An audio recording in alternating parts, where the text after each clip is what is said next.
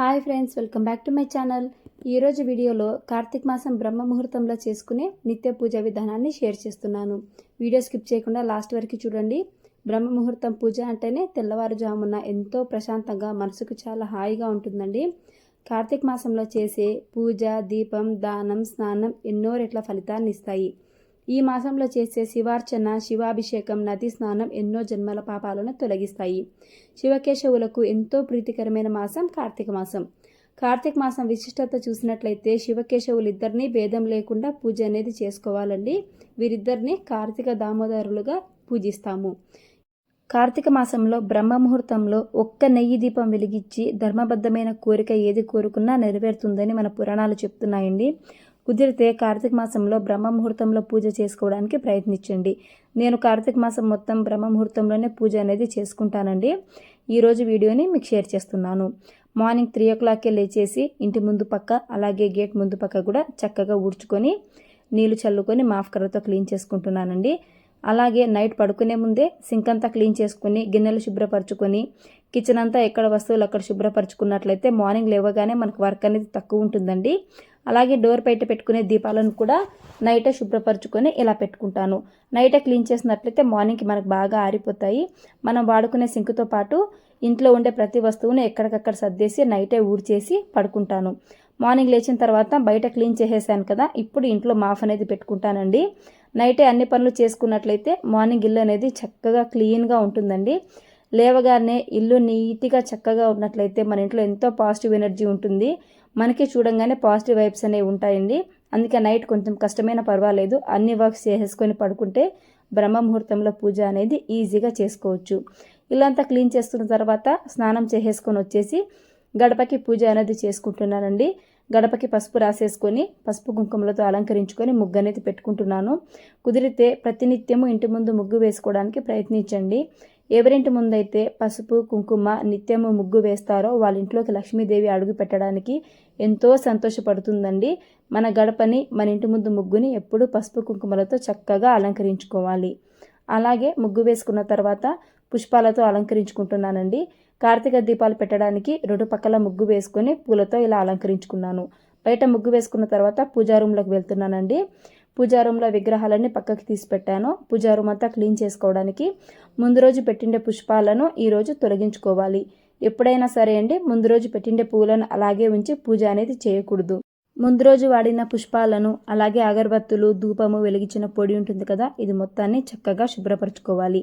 ఇలా వాడిన పువ్వులని తీసేసిన తర్వాత ఒక శుభ్రమైన గుడ్డను తీసుకొని పటాలను జరుపుకుంటూ కింది పక్కంతా మనకి పువ్వులు, పసుపు, కుంకుమ పడిపోయి ఉంటాయి కదా, వాటన్నిటిని శుభ్రపరచుకోవాలి.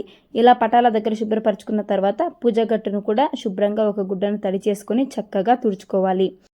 పూజా గట్టుని శుభ్రపరచుకున్న తర్వాత కింది పక్క పువ్వులన్నీ పడిపోయి ఉంటాయి కదా, చక్కగా క్లీన్ చేసేసుకొని కొన్ని నీళ్లు చల్లుకొని తుడుచుకోవాలి.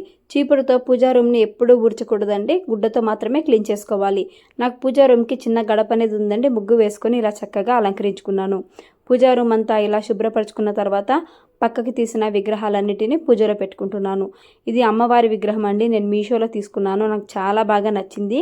ఒకసారి పూజలో పెట్టుకుంటే మళ్ళీ డెకరేషన్కి వాడకూడదండి, పూజకే వాడుకోవాలి. అందుకే నేను అమ్మవారిని ఒకసారి పూజ చేసుకున్న తర్వాత పూజా రూమ్లోనే పెట్టుకున్నాను.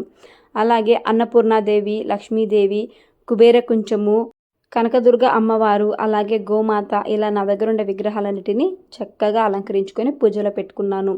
పైపక్క ఇలా విగ్రహాలను పెట్టుకొని కింది పక్క అరుగు అనేది కొంచెం పెద్దగా పెట్టుకున్నామండి. ఏవైనా ప్రత్యేక పూజలు లేదా వ్రతాలు చేసుకోవడానికి వీలుగా ఉంటుందని చెప్పేసి కింది పక్క అరుగు అనేది కొంచెం పెద్దగా పెట్టుకున్నాము. కార్తీక మాసం మొత్తము నేను పీఠాన్ని ఏర్పరచుకొని శివలింగాన్ని అలాగే చిన్ని కృష్ణయ్యను దాంతోపాటు వినాయకుడిని కింది పక్క ఏర్పరచుకుంటానండి. ఈ పీఠానికి వెనక భాగాన వెంకటేశ్వర స్వామిని అలాగే లక్ష్మీ అమ్మవారిని పెట్టుకున్నాను. ఈ మాసం మొత్తము ఇలా పీట మీద అమ్మవారిని పెట్టుకొని కింది పక్క రెడీ చేసుకుంటానండి. అలాగే నా పూజా రూమ్లో ఎప్పుడు చిన్న చాట, విసనకర్ర అనేవి పెట్టుకుంటానండి. అవి దేనికి వాడను. అలాగే రోలు, రోకలి, తిరగలి ఇలా చిన్న చిన్న వాటిని పెట్టుకొని కుబేర కుండలు అనేవి పెట్టుకుంటాను. దాంతోపాటు పూజ చేసుకోవడానికి కావలసిన వస్తువులని, దీపాన్ని కూడా చక్కగా రెడీ చేసేసుకుంటున్నానండి. ఇప్పుడు పూజ అనేది ప్రారంభించుకుందాం. ఇలా అన్ని చక్కగా రెడీ చేసుకున్న తర్వాత స్వామివారికి రుద్రాక్ష మాల అనేది సమర్పిస్తున్నాను. పూజా రూమ్ మొత్తాన్ని చక్కగా అలంకరించుకున్నానండి. ఇలా విగ్రహాలన్నీ ఎక్కడొక్కడ పెట్టేసుకొని పూజకంతా రెడీ చేసుకున్న తర్వాత పువ్వులతో అలంకరించుకోవాలి. నిత్య పూజలో మీకు ఇష్టమైతే ఎన్ని పువ్వులైనా వాడుకోవచ్చండి, లేదంటే కనీసం ఒక్కొక్క పువ్వునైనా స్వామి దగ్గర సమర్పించుకోండి. ఇలా పువ్వులు లేకుండా పూజ చేయకూడదండి. అలాగే వాసన లేని ఏ పువ్వుని పూజకి వాడకూడదు. ఇలా పువ్వులతో చక్కగా అలంకరించుకున్న తర్వాత ఇప్పుడు పూజని ప్రారంభించుకుందామండి. ముందుగా దీపాలను పెట్టుకున్నాం కదా, దీపాల్లోకి నువ్వుల నూనెని వేసుకుంటున్నాను. ఇవి చాలాసేపు వెలుగుతాయని వీటిలోకి నువ్వుల నూనెను వేసుకుంటానండి. అలాగే పూజ మధ్యలో నెయ్యి దీపాలను వెలిగించుకుంటాను. ఒత్తులను వేసేసుకొని చక్కగా దీపారాధన అనేది చేసుకుంటున్నాను. మొదటగా దీపారాధన చేసేసుకొని దీపాలకు నమస్కారం చేసుకోవాలి. పసుపు, కుంకుమ, కొన్ని అక్షింతలను వేసి దీపాలకు నమస్కారం చేసుకున్న తర్వాత పూజని ప్రారంభించాలి. అలాగే కొన్ని పువ్వుల్ని కూడా సమర్పించాలండి. దీపాలు వెలిగించుకున్నాక వినాయకుడికి పూజ అనేది చేసుకోవాలి. నిత్య పూజలు అయినా సరే అండి, మొదటిగా వినాయకుడికి పూజ చేసుకున్న తర్వాతే మనం పూజ అనేది చేసుకోవాలి. ఏమీ లేకపోతే పసుపు, కుంకుమ, ఒక పువ్వుని సమర్పించి ఒక చిన్న బెల్లం ముక్క పెట్టినా కూడా సరిపోతుందండి. నేనైతే స్వామివారికి పసుపు, కుంకుమ, అక్షింతలు, అలాగే స్వామివారికి ఎంతో ఇష్టమైన గరికను సమర్పిస్తున్నానండి. మీకు వచ్చిన శ్లోకాలను చదువుకుంటూ స్వామికి పూజ అనేది చేసుకోండి. ఏ శ్లోకాలు రానట్లయితే ఓం గం గణపతియే నమః అనుకుంటూ పూజను చేసుకోవాలి. స్వామికి ఇలా గరిక సమర్పించి చిన్న బెల్లం ముక్కని ప్రసాదంగా పెట్టి స్వామికి పూజ అనేది చేసుకోవాలి. వినాయకుడికి పూజ చేసుకున్న తర్వాత శివుడికి అలాగే విష్ణుమూర్తికి అభిషేకం అనేది చేసుకుంటున్నానండి. విష్ణుమూర్తికి అభిషేకం చేసుకోవడానికి మీ దగ్గర దశావతారాలలో ఏ అవతారం ఉన్నా సరేనండి, ఫోటో ఉన్నా పర్వాలేదు, విగ్రహం ఉన్నా పర్వాలేదండి, పూజ అనేది చేసుకోవచ్చు. వెంకటేశ్వర స్వామి అయినా, కల్కి అవతారం అయినా, కృష్ణుడైనా, ఇలా దశావతారాలలో ఏ అవతారం ఫోటో ఉన్నా పర్వాలేదండి. నా దగ్గర అయితే చిన్ని కృష్ణుడి విగ్రహం ఉందండి. కాబట్టి శివలింగంతో పాటు నేను చిన్ని కృష్ణుడిని కూడా పూజలో పెట్టుకుంటున్నాను. ఇలా దశావతారాలలో ఏ అవతారాన్ని మీరు పూజించినా సరే అండి, విష్ణుమూర్తికి పూజ అనేది అందుతుంది. శివుడికి, కృష్ణుడికి ముందుగా నీళ్ళతో అభిషేకం చేసుకొని ఆ తర్వాత పాలతో అభిషేకం అనేది చేసుకుంటున్నాను. శివుడు అభిషేక ప్రియుడండి. కార్తీక మాసంలో అభిషేకం చేస్తే, ఇలా బ్రహ్మ ముహూర్తంలో అభిషేకం చేసి ఏదైనా కోరుకుంటే ఖచ్చితంగా నెరవేరుతుందండి.